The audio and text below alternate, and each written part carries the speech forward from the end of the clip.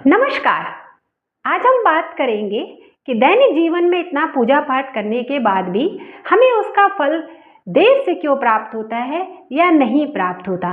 देखिए, हमारे शास्त्रों में पूजा पाठ करने के कुछ नियम बताए गए हैं। सबसे पहला नियम है स्नान ध्यान से निवृत्त होकर एक शुद्ध आसन पर बैठे और अपने हाथ में जल लेकर उसे अपने ऊपर छिड़कें। ओम अपवित्रा पवित्रा व सर्वावस्थांगतो अपि वा या स्मरेत पुंडरीकाक्षा शाभ्याम्बतरः शुचि। इसके बाद हमें अपने आप को तिलक लगाना चाहिए और फिर एक शुद्ध घी का दीपक प्रज्वलित करें। उसके बाद गणेश जी का ध्यान करें और उसके बाद संकल्प करें। हमें अपने परिवार के लिए, अपने लिए संकल्प लेकर ही पूजा प्रारंभ करनी चाहिए। तत्पश्चात भगवान को स्नान कराएं, उन्हें शुद्ध वस्त्र पहनाएं और उन्हें भी चंदन तिलक लगाएं, उन्हें कुछ भोग लगाएं, आरती करें और उसके बाद ऐसे ही नहीं आसन से उठना चाहिए। आसन के नीचे हमें कुछ जल डालकर उसे अपने नेत्रों से लगाकर ही उठना चाहिए।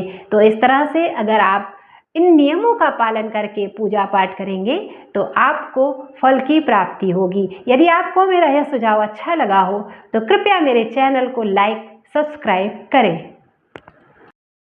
नमस्कार। आज हम बात करेंगे कि दैनिक जीवन में इतना पूजा पाठ करने के बाद भी हमें उसका फल देर से क्यों प्राप्त होता है या नहीं प्राप्त होता।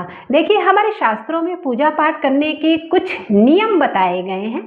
सबसे पहला नियम है स्नान ध्यान से निवृत्त होकर एक शुद्ध आसन पर बैठे और अपने हाथ में जल लेकर उसे अपने ऊपर छिड़कें। ओम अपवित्रा पवित्रा व सर्वावस्थांगतो अपि वा या स्मरेत पुंडरीकाक्षा शाभ्याम्बतरः शुचि।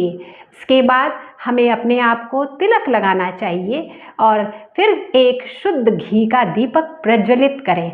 उसके बाद गणेश जी का ध्यान करें और उसके बाद संकल्प करें। हमें अपने परिवार के लिए, अपने लिए संकल्प लेकर ही पूजा प्रारंभ करनी चाहिए। तत्पश्चात भगवान को स्नान कराएं, उन्हें शुद्ध वस्त्र पहनाएं और उन्हें भी चंदन तिलक लगाएं, उन्हें कुछ भोग लगाएं, आरती करें और उसके बाद ऐसे ही नहीं आसन से उठना चाहिए। आसन के नीचे हमें कुछ जल डालकर उसे अपने नेत्रों से लगाकर ही उठना चाहिए।